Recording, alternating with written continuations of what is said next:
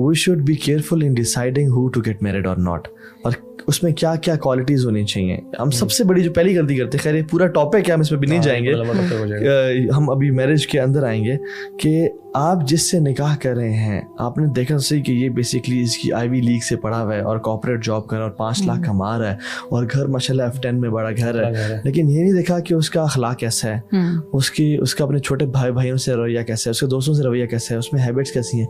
बस ये चीज़ देखी कि इतना बजट हो तो हमने पैसों के हिसाब से तोलते हैं लोग। अच्छा, एक और बात भी है ना यहाँ पे, जो आप ये बात कर रहे हैं, तो मैं फ्रॉम अ गर्ल्स पर्सपेक्टिव सोच रही हूँ कि कोई बच्चियाँ जो आपका प्रोग्राम देख रही हूँ तो वो कहेंगी why get into so much headache, जरूरत ही क्या है, मिट्टी पाओ छोड़ो, हम क्यों शादी करें, हम नहीं करते भाई, हम इंडिपेंडेंट हैं, हम पढ़ रहे हैं, हम अपनी कमाई करेंगे, हम अपनी मर्जी से जहाँ दिल चाहता है जाएंगे, we don't need man in our life. अब ये भी एक देखें कि उसका एक रिएक्शन निकल आया ना, कि जब हम ये भी कह देते हैं कि भी बहुत सोच समझ के फैसला करना है, बाद में पोचा भी लगाना है, बाद में रिस्पॉन्सिबल फैक्टर्स भी, लड़के भी आजकल यही फिर पेरेंट्स को कहना शुरू कर देते हैं।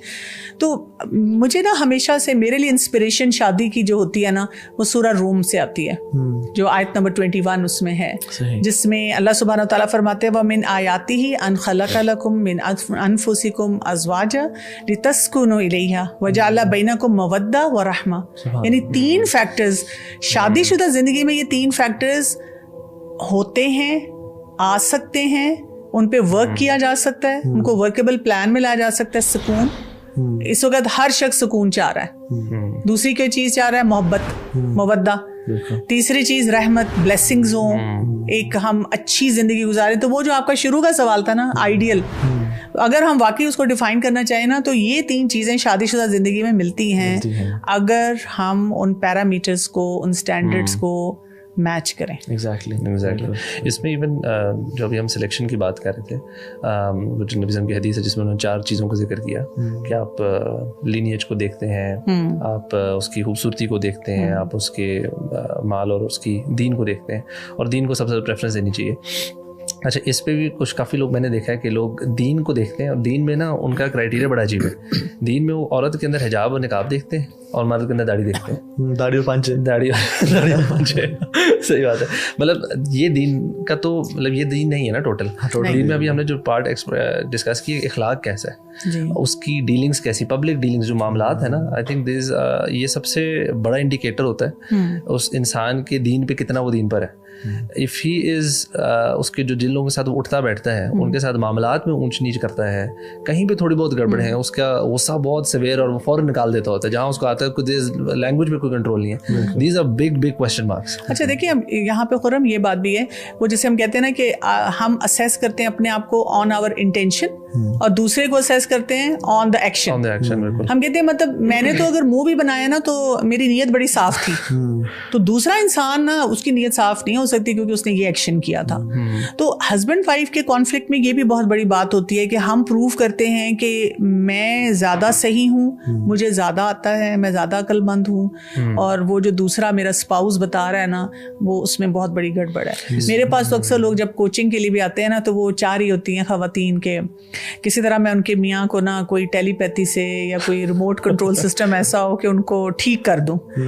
तो जब मैं उनको बताती हूँ कि इसमें आपको अपने आप को इन एरियाज में फिक्स करना होगा ना, तो बहुत उनको तकलीफ होती है कि आपको तो ह्यूमन राइट के लिए खड़ा होना चाहिए। वो तो ये भी चाहते हैं कि बस हम और आप मिलकर इकट्ठे हस्बैंड ये बातें करें और तो आप भी, मैं आपके पास ना हस्बैंड को लाऊंगी, आपने सेट कर देना है।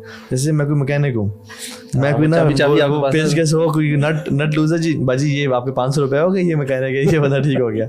तो this is not the way, right. और वो एक कहते हैं कि before choosing look at the compatibility.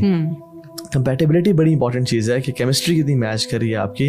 और उलमा कहते हैं कि वो जो है ना, जिसमें तुम 4 चीज़ें देखो, उसकी खूबसूरती, उसका नस्ल यानी उसकी लेगेसी कैसी है, प्रोजनी कैसी है, उसका माल और उसका हुस्न, उसका अखलाक या उसका दीन जो है। तो उलमा ये कहते हैं कि तुम पहले कंपैटिबिलिटी देखो, और जब तुम्हें मिल जाए ना फिर उसमें दीन देखो। अगर दीन नहीं है तो you will be rejecting the compatibility. और अगर तुमने दीन देखा किसी में लेकिन कंपैटिबल ना हुआ तो you are rejecting the Deen, right. For example, कोई अगर बंदा है जिसमें दीन है मगर कंपैटिबिलिटी नहीं है, तो आप उसके दीन को रिजेक्ट कर रहे हो। लेकिन अगर आप किसी बंदे में कंपैटिबिलिटी है, आपसे मैच करती है, उसमें दीन नहीं है, तो उसमें दीन ना होने वजह से आप उसे रिजेक्ट कर रहे हो, so you are rejecting the compatibility not the दीन। सो कंपैटिबिलिटी और दीन का ये कॉम्बिनेशन के साथ चलना ना बड़ा जरूरी है। और हम शादी की तैयारियां क्या है, व्हाट इज शादी की तैयारियां?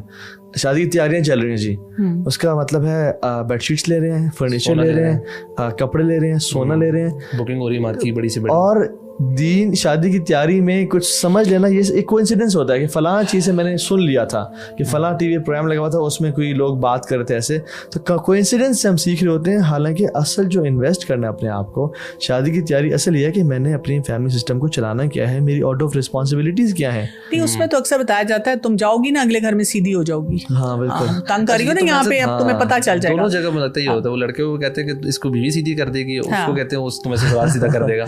दोनों जब जाते हैं, और शादी के बाद स्टोरी ये होती है कि तुम बीवी के नीचे लग गए हो, और लड़की को कहा जाता है कि तुम मियां को सीधा नहीं कर सकती, तुम उसको सीधा रखो। दोनों फैमिली से शायद यही ताने चालू होते हैं।